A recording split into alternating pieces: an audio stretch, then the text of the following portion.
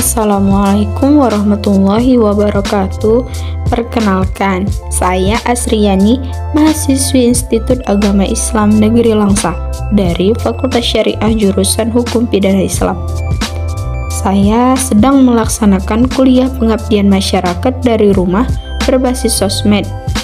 Ini adalah video podcast pertama saya. Saya akan menjelaskan tentang edukasi bahaya narkoba pada remaja.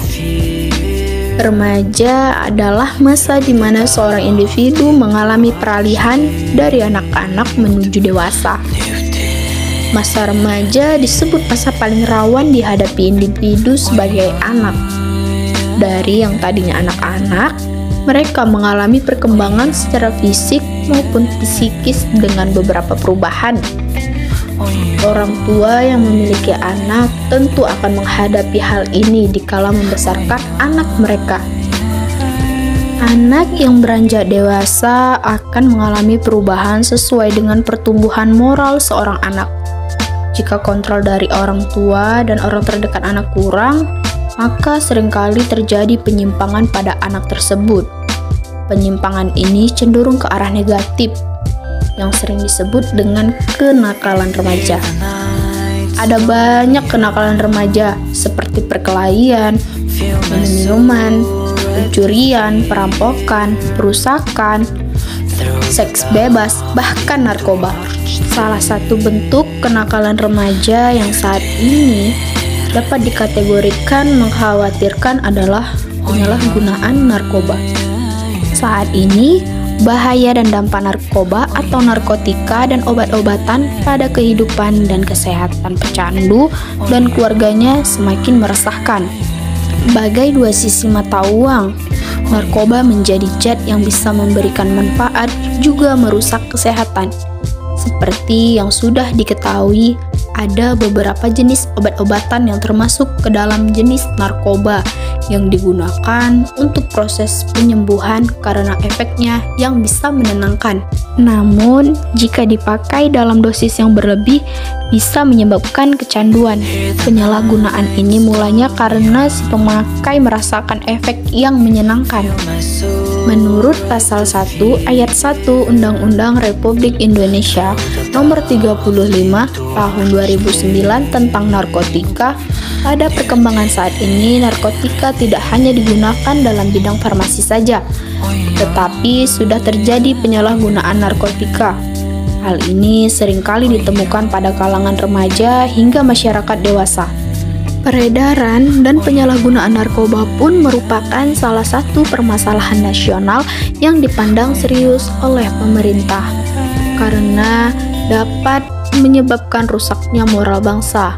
Karena itu, pemerintah sangat memberikan perhatian terhadap penanganan atas penyalahgunaan narkoba. Di negara kita, masalah merebaknya penyalahgunaan narkoba semakin lama semakin meningkat. Efek ketagihan akibat dari penyalahgunaan narkoba juga semakin beragam.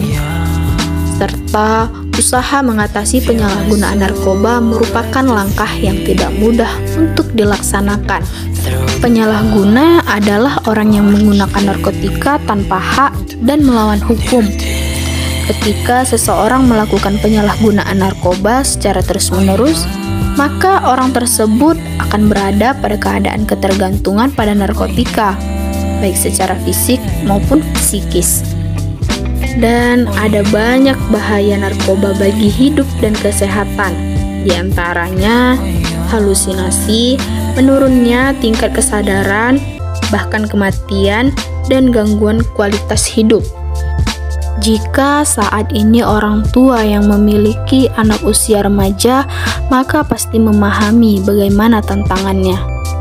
Di saat teknologi berkembang pesat, nyaris tak terkejar, dan penyebaran informasi sudah semakin mudah, cepat, dan beragam.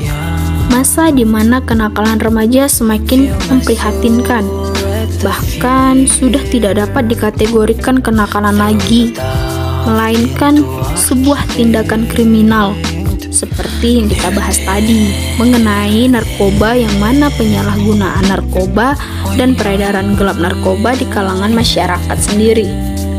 Pada tahun 2019, angka angka penyalahgunaan narkoba di Indonesia pada usia remaja meningkat dari 20% menjadi 24% sampai 28%. Untuk melakukan edukasi bahaya narkoba pada remaja, maka 7 langkah ini dapat dilakukan oleh orang tua. Langkah pertama, berikan informasi yang detail mengenai bahaya narkoba, baik bagi kesehatan, bahaya kecanduan, apa yang akan terjadi pada tubuhnya, bahkan resiko kematian. Juga konsekuensi hukum apabila menyalahgunakan narkoba, apalagi terlibat dalam peredaran gelap. Remaja harus memiliki kecukupan informasi yang benar tentang ini, dan orang tua pun tidak boleh hanya bergantung pada sekolah. Untuk langkah kedua, jelaskan beberapa contoh kasus penawaran narkoba yang marak terjadi agar remaja waspada. Jangan lupa untuk menjelaskan langkah yang harus diambil apabila berada dalam situasi yang tidak diinginkan, seperti ditawari atau dipaksa menyalahgunakan narkoba. Remaja dilatih untuk memperkuat kemampuan menolak narkoba. Orang tua dapat melakukannya melalui simulasi contoh kasus. Langkah ketiga, libatkan diri dalam pergaulan anak. Kenali siapa saja teman dekatnya, bahkan latar belakang keluarganya. Kenali lingkaran pertemanan anak, juga aktivitas hariannya. Penting juga bagi orang tua untuk terlibat dalam aktivitas sekolah, misalnya kegiatan bakti sosial, aktif menghadiri pertemuan sekolah, serta selalu menjalin komunikasi yang baik dengan guru di sekolah.